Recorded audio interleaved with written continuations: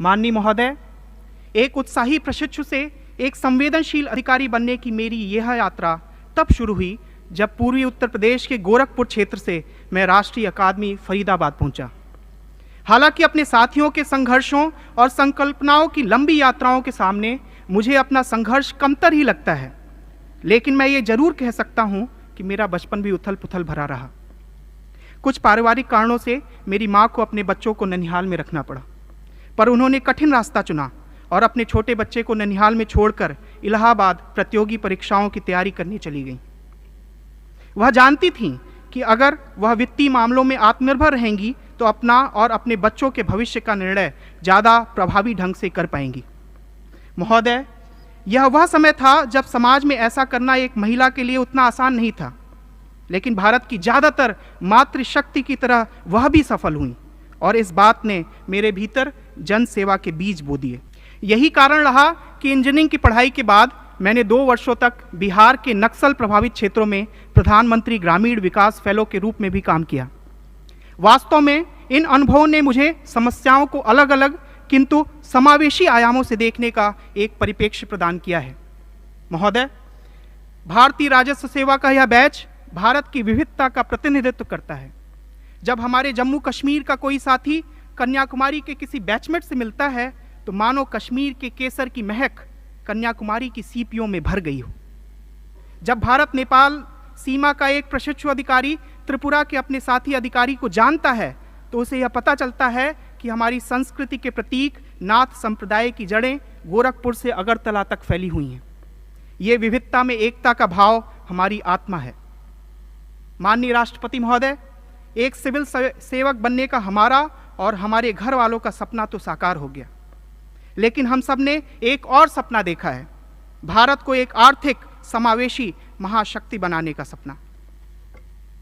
हम जिन संस्थाओं में पढ़े उनसे बेहतर शिक्षण संस्थाएं बनाने का सपना। हम जिन सड़कों पर चलकर यहाँ तक पहुँचे उनसे ज़्यादा सरपट सड़कों को बनाने का सपना। हमें जीवन में जो अवसर मिल पाए वैसे और उनसे कहीं ज़्यादा अवसरों को अपने साथी भारतीय नागरिकों तक पहुँचाने का सपना। और ये सपने हमारे द्वारा संग्रहित राजस्व की शुचिता एवं संवेदनशीलता को और बढ़ा देते हैं। और सपने भी उन्हीं के साकार होते हैं जो सपनों को देखने का हिम्मत रखते हैं। आज के दिन मैं अपनी माँ को धन्यवाद देना चाहता हूँ जिन्होंने मुझे सपने देखना सिखाया। महोदय, इन सपनों को पूरा करने के मार्ग में आपकी सतत प्रेरणा और पाथेय के लिए हम सभी आपके प्रति सदा अनुग्रहित रहेंगे। जय Hind. Honorable President Sir, I'm Tina Dabi and I belong to the Rajasthan cadre. I would like to begin by expressing my profound and heartfelt gratitude to the Honorable President of India for giving us time out of his busy schedule to address, guide and inspire us today. It is a matter of great pride and privilege to have got an opportunity to speak about the collective experience of the most memorable journey undertaken by each officer of the 2016 batch of the Indian Administrative Service. This beautiful journey began with the 91st Foundation course where officers across the services were trained together. We were not only provided with all possible academic inputs and insights on public administration and good governance, but also through extracurricular activities like the Himalayan trek, village visits, we were able to forge lifelong friendships and develop esprit de corps. Foundation course was succeeded by phase 1 of the IAS professional training. We got the priceless opportunity to travel across the length and breadth of the country. This Bharat Darshan enabled us not only to see India, but to feel India, to breathe India.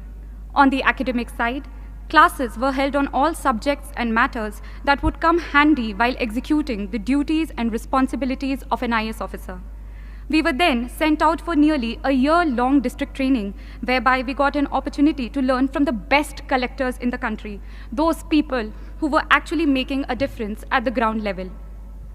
District training was succeeded by phase 2 training, where we were made to share our varied experience of working in the field from across the country, so that we learned the best practices of governance in India and also to learn from each other.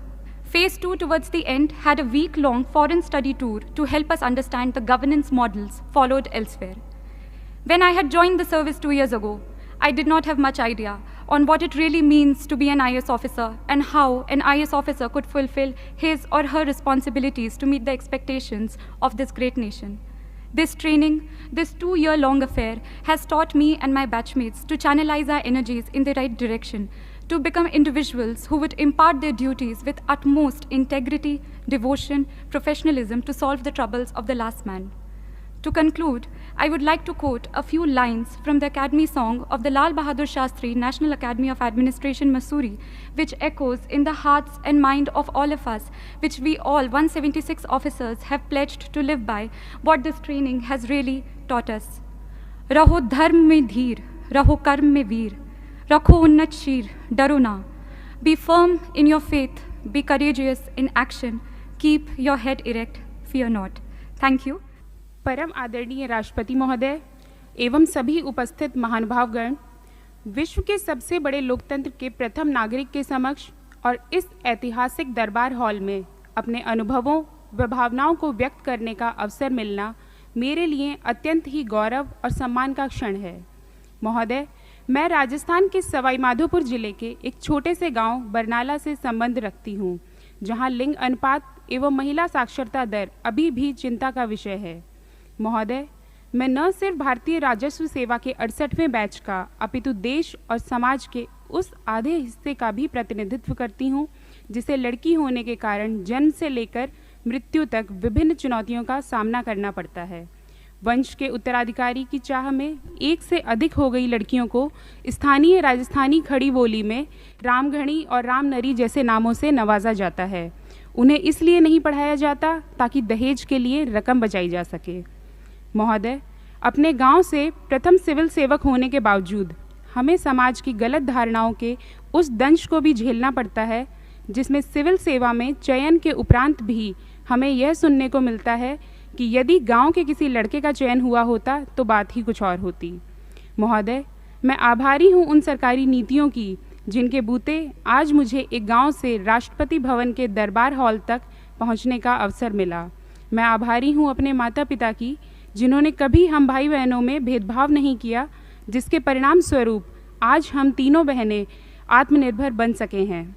महोदय, विभागीय दायित्वों से इतर राष्ट्र निर्माण के अपने कर्तव्य के तहत हमने अपने गांव के युवाओं का एक समूह बनाकर विद्यालयों में मूलभूत सुविधाएं उपलब्ध करवाने के साथ साथ करियर काउंसलिंग के माध्यम से विद्यार्थियों को एक नई दिशा देने के प्रयास प्रारंभ किए हैं।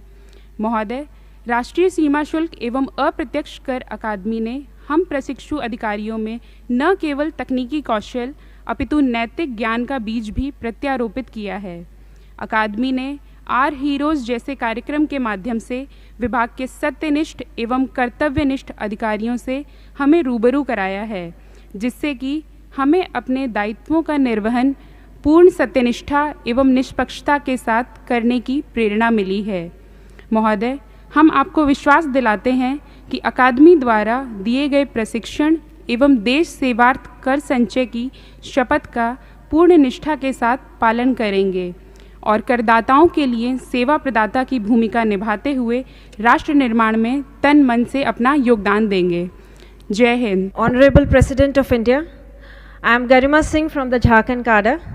Today I have received a unique opportunity to present before you a synopsis of the myriad range of experiences that we learn from in our 2 years of training as IS officers. Our alma mater, Lal Bahadur Shastri National Academy of Administration, imparted me with an extensive understanding of my duties as Deputy Commissioner, conducting free and fair elections, lectures by experts on issues plaguing the nation, and other avenues such as understanding my own psychological profile, media interaction, and leadership workshops. While Academy helped me in understanding the basics, the 1-year district training in Hazaribagh, Jharkhand helped me to get in touch with the actual issues at grassroots level. My experiences ranged from learning the working of multifarious departments of the district collectorate, the implementation and issues related to many central and state schemes as BDO, understanding the complex nature of revenue administration as circle officer, to making Hazaribagh 100% ODF under the Swachh Bharat Abhiyan. I also had an exciting opportunity to work as District Social Welfare Officer, during which we helped in the modernization of 40 Anganwadi centers. This created a sense of doing something worthwhile and meaningful. Since my interest lies in the sphere of social welfare and education, I am glad I now have a chance to work with the Department of School Education and Literacy. I hope these experiences shared by all my colleagues will help shape us into the well-rounded officers in the service of the nation.